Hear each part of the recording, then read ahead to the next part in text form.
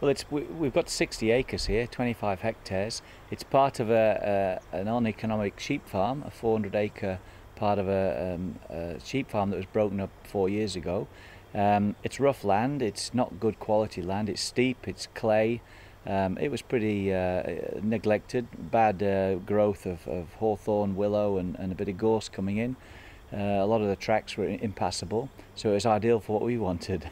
We wanted hills because we like the look of them, much more difficult to farm. Everything takes 3 times longer and costs twice as much, but at the end of the day we've got something we like to look at.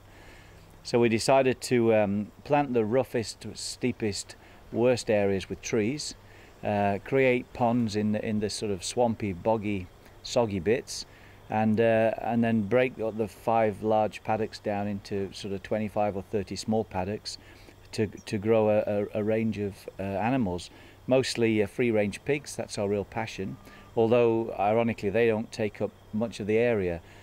We've got belted Galloway beef cows and Wiltshire horn sheep, which take up the biggest part of the area, but are the smallest part of our interest, particularly the sheep. And a few goats and geese. Yeah, usually. Added in. Yeah. There's no way we could make a living from 60 acres. It's difficult for anyone to make a living unless you've got a very, very high value product. What about when we went to the bank and they asked us, we went to see the rural bank manager and he said, oh, you're not quite a farm, and he sent us to see the lifestyle manager. That's right. And he said we weren't a lifestyle block. We're sort of in that intermediate. In between. Somebody called us it a farmlet.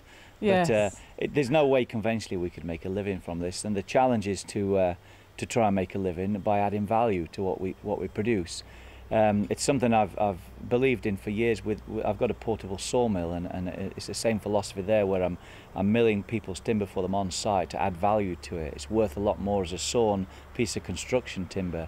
Our idea is to add value to the animals we produce by making really good quality meat products. And instead of selling a sheep for anywhere between $30 and $60, we can turn it into sausage or really good cuts of meat, and it might be worth $200, $300, and it's the same with the pork and the same with the beef.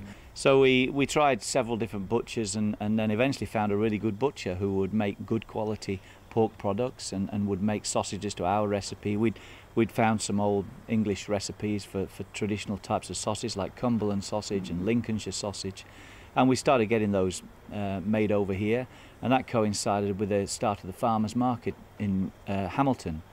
So we were there at the first market with a dead pig that we'd made into sausage and bacon, and we sold it in an hour. 2 weeks later at the next market we took two dead pigs and sold those in an hour as well, and it went from there, and our business has grown from that. You can't use home kill because we're selling the meat, so we have to use an abattoir where the meat's inspected by the MAF inspectors. Yeah. Absolutely. And it gets delivered back to us, and we process it in our on-site butchery, which we spent the last year building. Yeah, we are leaning towards organic principles, because I think fundamentally the organic folks have got it right in that they're looking after the land. They're starting from the land and following that through. We're not against help, but with man-made substances we do a bit of spraying, and when we get a sick animal we do treat it. But on the whole we try and we're mostly using organic practices. For the past kind of 9 months really, I've taken a back seat because I'm training for the Ironman in Taupo, so I'm away probably 15 to 20 hours a week training. But I've got a garden, and my plan is to have herbs that we can actually grow and then process and put into the sausages, so we're not reliant on buying our herbs from our wholesalers. I do a lot of strimming around the farm, weed eating. Weed eating, yeah. And I look after the chickens and the geese as well, and the goats are my kind of pet project really too. And have you always had a love for the land? When we came here we had a shopping list of things that we wanted, and a house wasn't on the top at all, it was way down the bottom. It was a view, it was trees, it was water, it was hills, and this was the only piece of land that we looked at, and we bought it.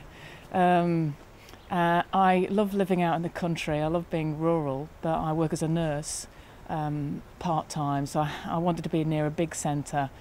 We've got friends in Hamilton, and it's a fantastic area to live. I love it. So you're an athlete, a nurse and a farmer? Yeah. What do you do in your spare time? 3 times, yeah. Read a lot, actually, yeah. And we don't have a telly, which helps. And Jonathan's just as active as I am. He's got 4 jobs, really. Farm, butchery and sawmilling. And he's just started to become athletic again. Oh. And what does the future hold? Are you going to stay here a while? Absolutely. Oh, this is it now. We're not moving anywhere. I haven't got the energy to do this No. again. This is the biggest project that we've done, and we've still got a long way to go.